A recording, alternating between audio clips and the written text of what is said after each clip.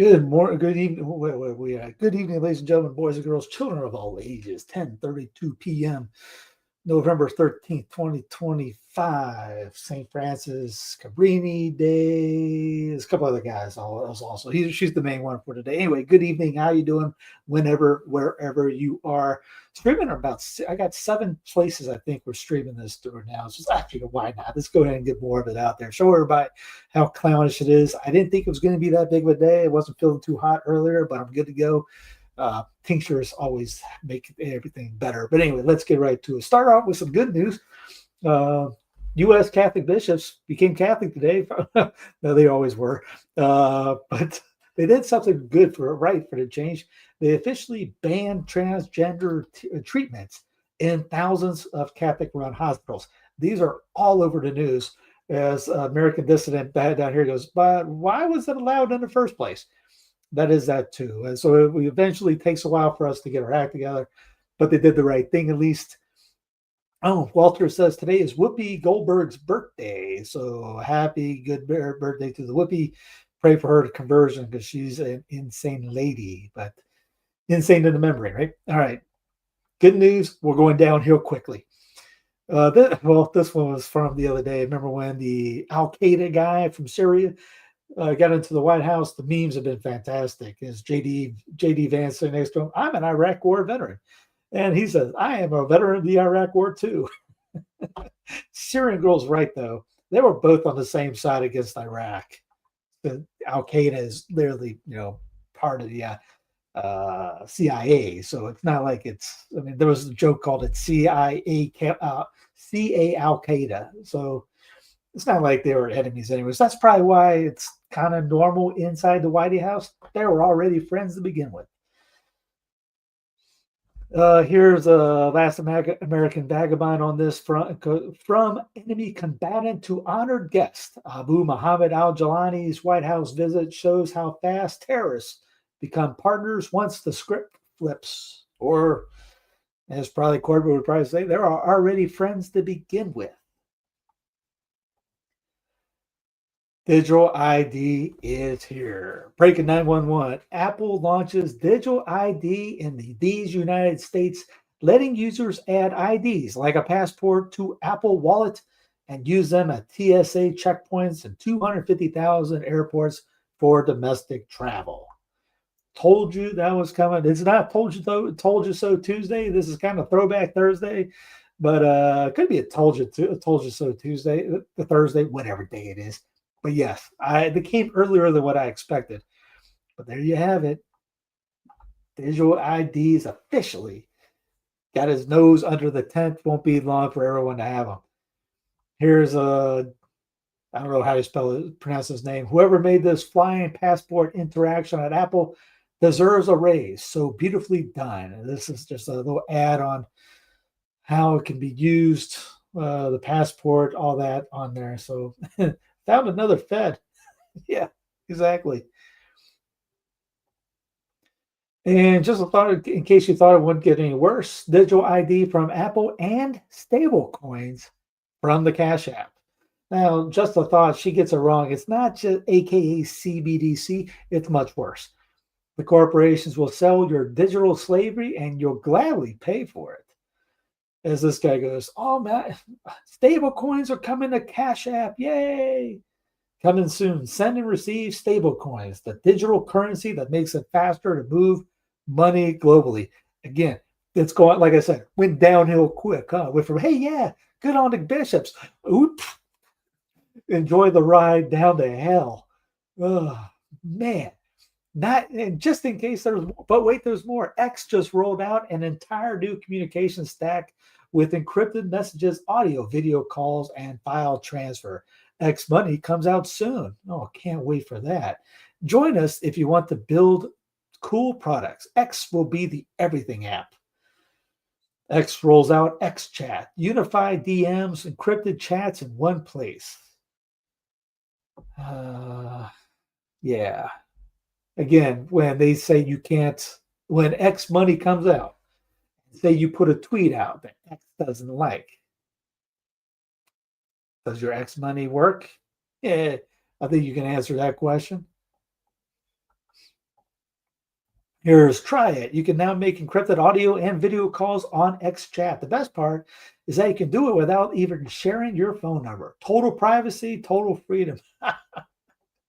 You can't say you can't say wrong some things on X without you getting kicked off. So I don't know where the freedom part comes in at, but again, you could put all your eggs in one basket. You deserve what you're going to get. Here's after 232 years. Today, the U.S. Mint has finally made its last penny. Obviously, this video is from yesterday, but here's a little video of them doing, minting the last penny. Somehow, cost them 3 cents to make a 1 cent penny. I don't understand how, but I get why. But yay. The Big Short guy, if you haven't watched the movie The Big Short, I'll give you a little gist of it. It's a movie with a bunch of high-name actors in it. This guy pretty much predicted the 2008 crash. Everyone else was thinking, Happy Days are back again. He's looking at all the stats and goes, this is tanking. Bets against it, wins big. Well, that same guy decided to get out, just bet $1 billion that the AI bubble pops.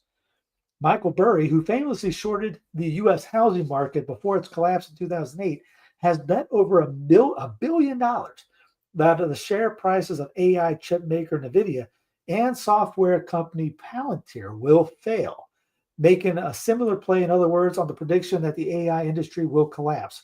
According to the SEC filings, his fund, Skyon Asset Management, bought $187.6 million in puts on NVIDIA and $912 million in puts on Palantir, as CNN reports.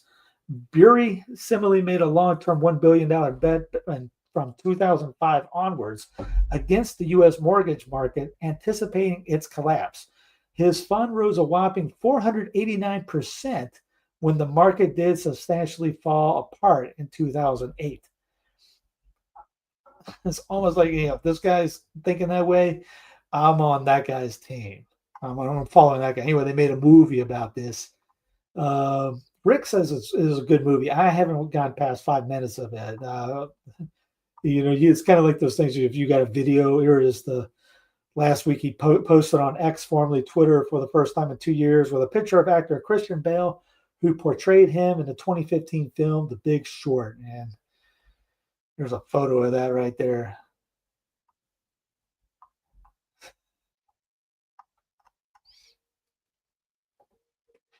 And I didn't see this, and I didn't have this on my bingo card. Tucker Carlson interviewed Dane Wigington. If you don't know who Dane is, he's the guy that's been calling out chemtrails for years. And here's the chat. Are all these strange streaks? We'll just look at the chapters here. Are all these strange streaks in the sky chemicals being released in the air? Who's behind it? What is the government's position on climate engineering, weather control? Dude, good on Tuck. We're talking about chemtrails just made pretty much the mainstream. Now, again, everyone else has been talking about for years, but for having, Tucker has almost 5 million subscribers. That's a big platform to get geoengineering, chemtrails out there. Like I said, didn't have that on my bingo card. American Airlines flight carrying 4 congressmen diverted over disruptive passenger who shouted about fastest state. I guess the lizard lady was not available to be on that flight that day. Here's Kristi Noem giving out $10,000 bonus checks to TSA workers who showed up to work during the Democrat-led government shutdown. That was what Libs of TikTok said. I don't have to. They always blame the other team. Libs of TikTok is, she stood there with her Epstein binder, had nothing in it, just a cheerleader. And where did they get the $10,000 from? Would they print that money up, or was it a cashier's check? Look how happy they are. They're not even smiling. She is. HeadSec announces Operation Southern Spear. Ground operations in Venezuela coming. Probably Epstein's about to get out. The Epstein report's about to come up, so they got to kill. So they got to start blowing people up here soon. Secretary of War Pete Hegseth, President Trump ordered action and the Department of War is delivering. Today, I'm announcing Operation Southern Spear. Hegseth unveils Southern Spear, Operation Southern Spear, quote, this mission targets and eliminates narco-terrorists across our hemisphere, protecting our homeland and cutting off the deadly drug flow threatening our people. And Dave Camp writes, he's probably ticked that he wasted the name Operation Rough Rider on losing to the Houthis.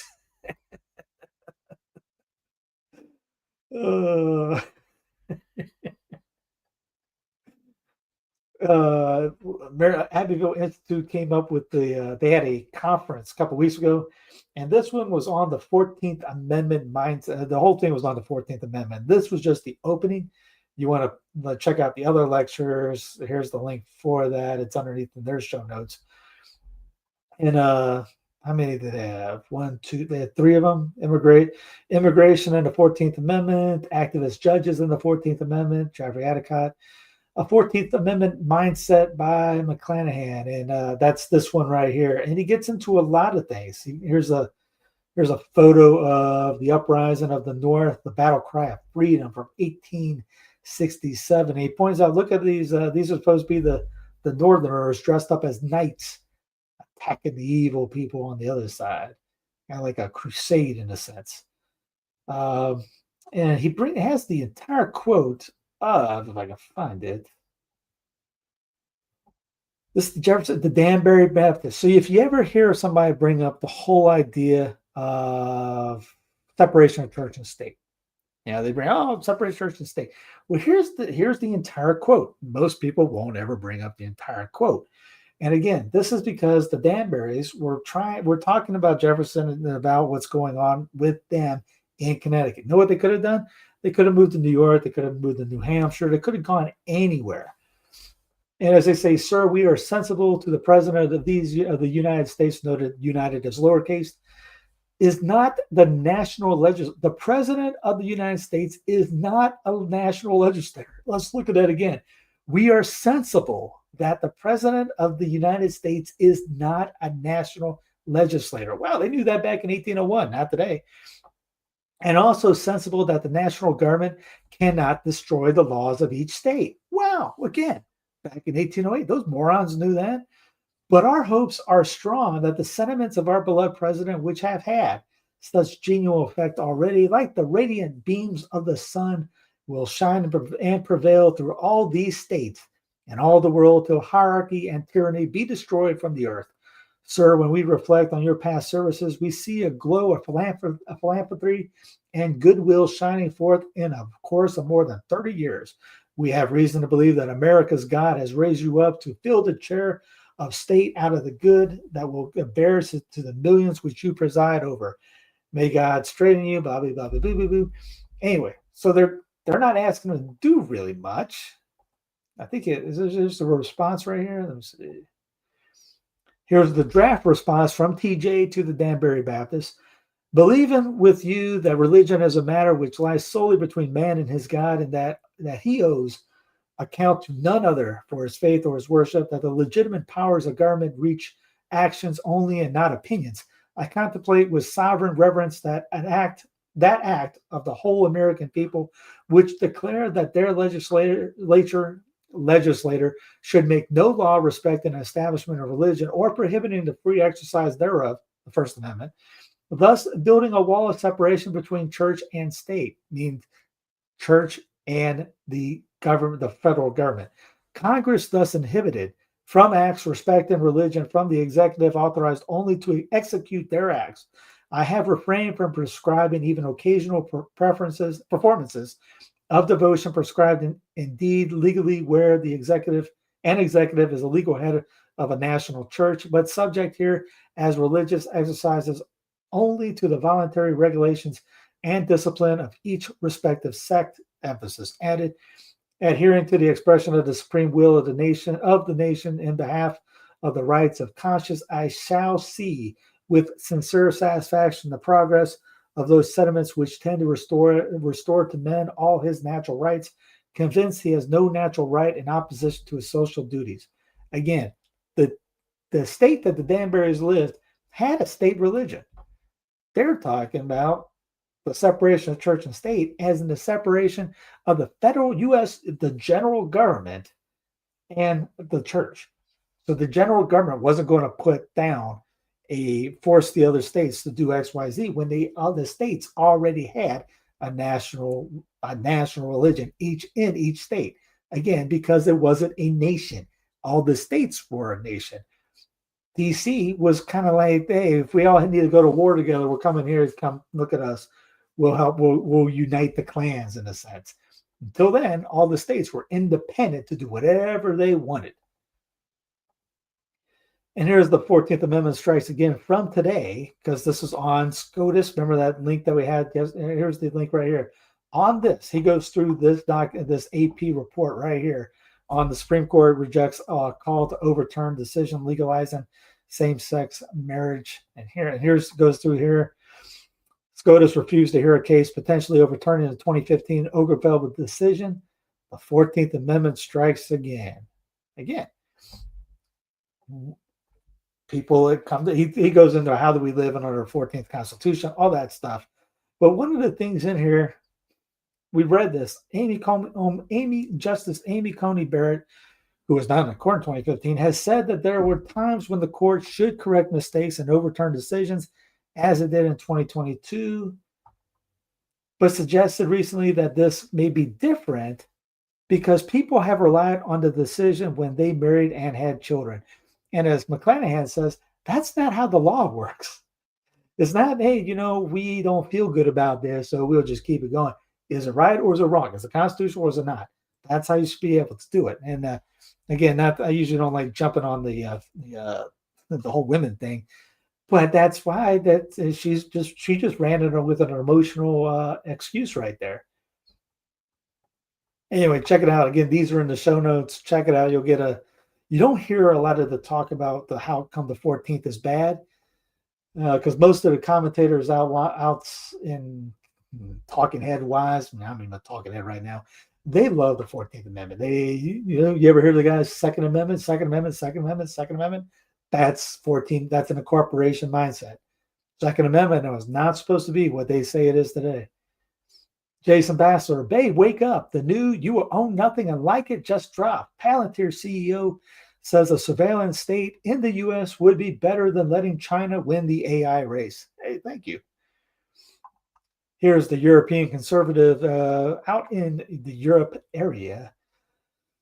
Austria rolls out tougher immigration course for asylum seekers. European Parliament sets ambitious 2040 climate target. France lifts travel ban on Telegram founder Durov.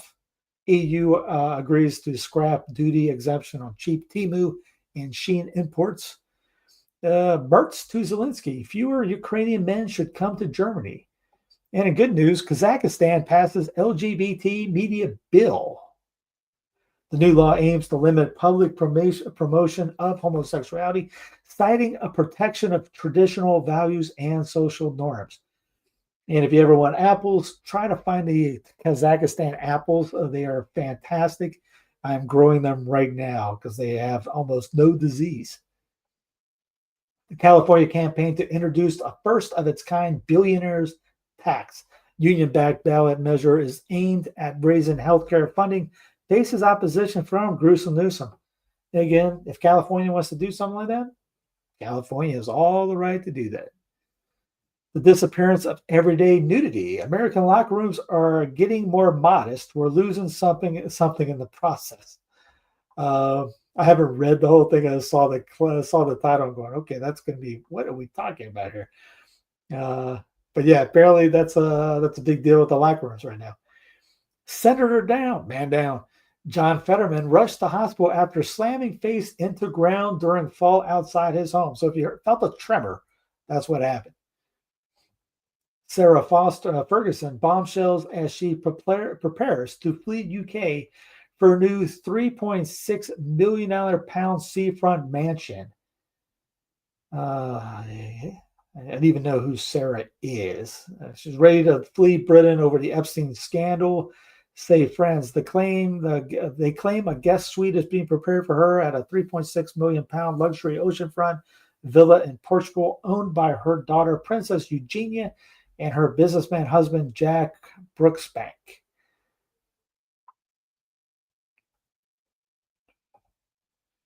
More than a dozen Israeli soldiers spoke to ITV for their new documentary, Breaking Ranks, Inside Israel's War, about how their army's 2-year campaign in Gaza involves shooting unarmed Palestinians en masse, using teenagers as human shields, and flattening entire neighborhoods without pretext of any threat.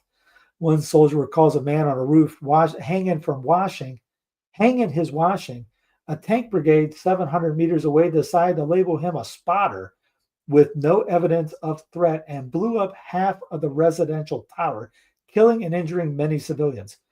Another remembers 2 teenage boys quietly pushing a cart and Israeli soldiers deciding to shoot one in the head, adding, if they walk too fast, they're suspicious. If they walk too slow, they're suspicious. They're plotting something. If you want to, you can always find a reason to incriminate someone. If I wanted to, I could incriminate the entire strip. Eli, another soldier, said his commander reported their unit killed 112 terrorists at the end of their deployment before admitting only one was even suspected of being armed. Soldiers said they were ordered to ignore international law and told to take revenge on them all. Tag, what's his face? The Daily Wire guy. Tag Ben into this. In the meanwhile, Trump sends a letter to President Herzog, formally asking him to pardon war criminal Benny Netanyahu, saying the case against him is apolitical, unjustified persecution.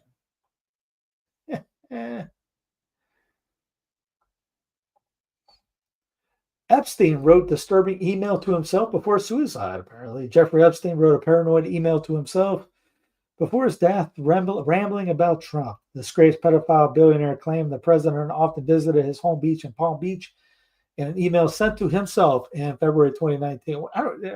That's kind of weird. Email to himself. Redacted worked at Mar-a-Lago. Trump knew of it and came to my house many times during that period.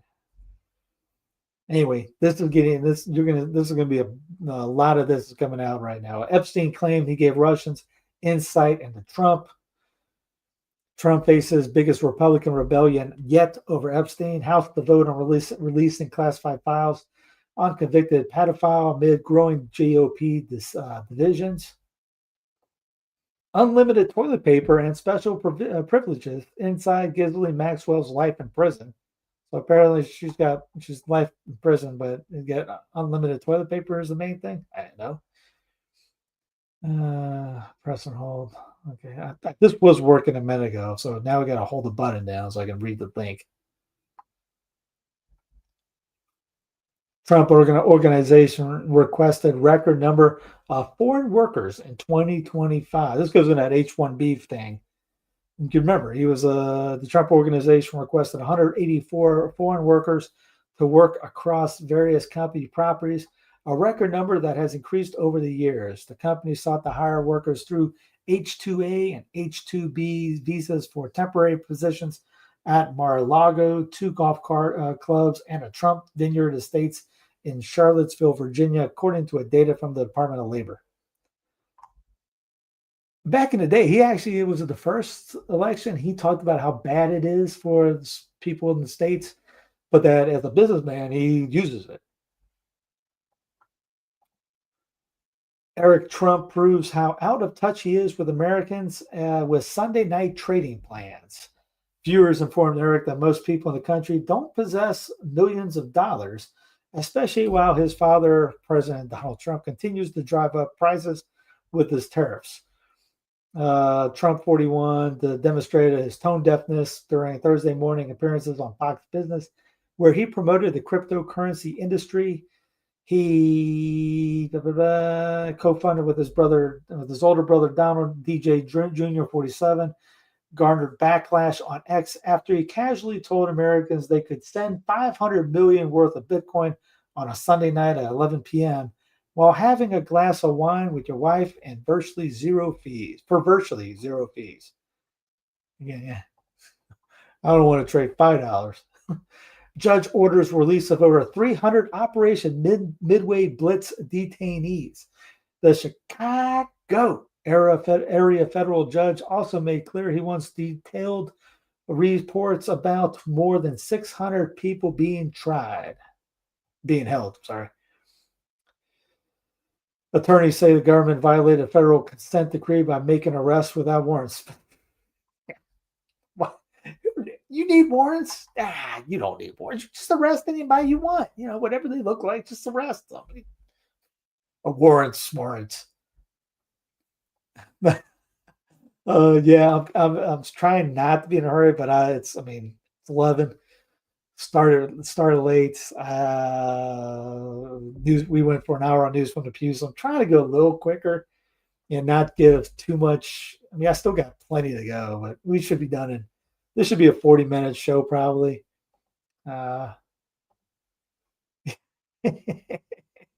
Badges, we don't need no stinking badges. Foreclosure surged 20% as Americans struggle to pay mortgages and fears of 2008 style crash soar. But don't worry, the 50-year mortgage thing's coming soon. You will own nothing and be happy. Stocks notch worst day in over a month as tech sell-off intensifies.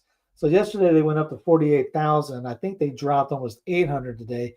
And remember, he's betting $1 billion that the darn thing pops. Colombia's president criticized barbarian Trump over boat attacks. Sharing intelligence with the U.S. about the drug trade would make his country complicit in the boat attacks, Colombian President Gustavo Petro said in an interview with NBC News.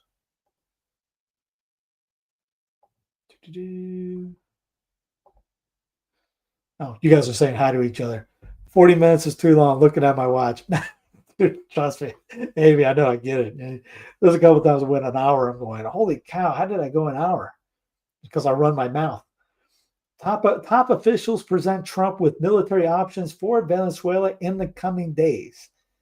Speaking of this, let's check out War Pigs. I got no one else better to sing. Generals singing in their masses. Israel seeking 20-year military aid deal with the U.S. Holy cow. U.S. had intel on Israel using human shields. Ha ha. The U.S., they knew Israel was using human shields. Israel backed media to oversee rehabilitation in Rafah. Israel has destroyed 1,500 buildings in Gaza since the ceasefire. U.S. military conducts 22 operations in Syria. Trump asked for full pardon of Bibi. Ministers resign amid Ukraine corruption scandal. Colombia suspends intel sharing with the U.S. Pentagram name change could cost up to $2 billion. And there was actually video of them actually changing the front of the name from Department of Defense to Department of War. Russia vows to fully act as U.S. sends warships to Venezuela, sparking new World War III fears. Russia has pledged to be ready to help Venezuela as the U.S. continues to reinforce its military presence near the South American nation. And don't worry, since we got the Epstein things kicking up, they need to bomb somebody. They got to get some distraction going. So we got to drop some freedom on people. Been on a news hiatus. Most of the time I am too. Little inside info how I get this done is I look through it. I'm putting together, like I'm revamping the channel right now, putting in more descriptions, thumbnails, all that jazz, making it so that the algorithms will catch it, will pick up on the thing. So I've seen it works. And so I do that throughout the time, and then I'm putting together the videos, and while it's uploading, I'm looking around, checking so most of the stuff I follow on my personal account is mostly news sites. So I post a lot of stuff on Sensitive Fidelity X account, but I don't have as many followers on my thing, and that's because I put all the news stuff on there. So I'll look through there and throughout the day, I'll just add links that I find, and I'll just go through and add that to my show prep. And then I'll find other things right before the show starts. So what else is going on right here throughout the day? I wait for usually about the same time to check out things, try not to overlap too much. and then bam, let's go right at it. And it's not like I look at this thing all day. It probably take, if I put the time throughout it, maybe 20, 30 minutes throughout my day is, if I add it all together, is maybe finding some stuff. Because usually I'll listen to podcasts too, and podcasts that people aren't listening to, and they'll tell me something, and then I'll find that link. Germany calls up all men aged 18 for military medical exam. The country has stopped short of reintroducing mandatory conscription, but hopes to boost numbers by giving potential recruits an insight into Army life. Hell yeah. Just in case, that happens. Palantir rang the NASDAQ closing bell for Veterans Day as they continue to wrap themselves in America First optics and patriotic fanfare. Remember, the central nervous system of the surveillance state is training you to trust the digital prison it's building. And remember, today was digital ID came to the Apple. Yeah, so terrifying looking robot powers up, immediately declares humanity is a resource to be manipulated or eliminated. Okie dokie. We'll pull the plug on that one. AI relationships are on the rise. A divorce boom could be next.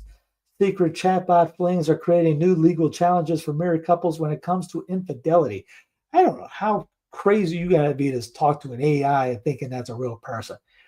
Rebecca Palmer isn't a psychic, but as a divorce attorney, she can often see what's coming. For many people today, as AI saturates every aspect of life from work to therapy, the allure of an AI romance is tantalizing. Chatbots are dependable, can provide emotional support, and for the most part, will never pick a fight with you. That part's true. But for married couples navigating long-term commitment, chatbot romances also present a new wrinkle. Love has never been easy, but spouses who have unmet emotional needs are the most vulnerable to the influences and behaviors of AI. And particularly if the marriage is already struggling. Still, if you don't know that's a darn out computer you're talking to. Reverend Jesse Jackson, hospitalized to manage neurodegenerative condition, and he probably called the condition racist. The family appreciates all his prayers at this time. The Rainbow Push Coalition said, I know that's mean for me to say, but he sold out. He was a pro-life guy, believe it or not, for the longest time. And then they threw as a Navita, Miss Dr. King's Navita King. I can't remember if you ever watched the documentary Blood Money. She brings up Jackson right off the bat. He was a pro-life guy, got bought out for a lot of money, became pro-death. Came to our high school. Good old. He came to your high school. I hear you, Reverend Jesse Jackson. I like him better than Al Sharpton, but they both stink right now. This day in history. By the way, happy birthday to St. Augustine. He was born today, November 13th, 354 in Numidia. I was first of all, I didn't know he was born today. I just know of his obviously feast day. But yeah, today he was born. Light a candle for St. Augustine for all you Augustine fans out there. 2015, terrorist attacks in Paris. This day in 2015, coordinated attacks in Paris and its environs. 2001, on the heels of the U.S.-led invasion of Afghanistan, prompted by the deadly terrorist attacks of September 11th, if you believe that narrative, the army of anti-Taliban Northern Alliance captured the city of Kabul. 1985, Mount Roots erupted twice, killing an estimated 25,000 people. 1980, Martin Scorsese's Raging Bull had its world premiere and became an American classic. Never seen it. 1940, the animated film Fantasia, it had its first public screening. 1918, Egyptian patriot, that guy, formed that Arabic for Egyptian delegation, the nationalist political party that was instrumental in gaining Egyptian independence from Britain. 1916, during World War I, a costly 4-month Allied offensive against German positions along the Somme River ended. 1850, Robert Louis Stevenson, the Scottish essayist, poet, and author of fiction and travel books, was born. 1770, George Grenville, the English politician whose policy of taxing the American colonies started the train of events leading to the American Revolution, died in London. In 1002, English King Ethelred II launched an attack against Danish settlers in the St. Brice's Day Massacre. Whew. I'm beat. It's been a long day. I saw Fantasia on a date. Huh? You got a date? Did not enjoy. May have been him. Yeah, I guess was I around when that? I think it was still up there. No, I can't imagine that was being on that. I can't imagine that happening. Okay, I believe you. I'm not. Hey, you want to go watch? You want to watch a Disney cartoon? Hey, different people can't imagine doing that now, but I think I could watch a cartoon for a date. I like stuff like that. Anyways, thank you guys. It's a late show. I know. Where is the like, subscribe, all that jazz? Click underneath, show notes, all that stuff. Check out sensibidalian.tv for the app. Again, hey, sorry for those who wanted me to go a little bit longer. It's already 11 o'clock. I still got a couple hours of work on the channel, and I just needed to squeeze this in. But anyway, hey, look at the big things. Digital ID has started. Woohoo! We will own nothing and be happy. Have a great rest of the night. Take care, and see you tomorrow.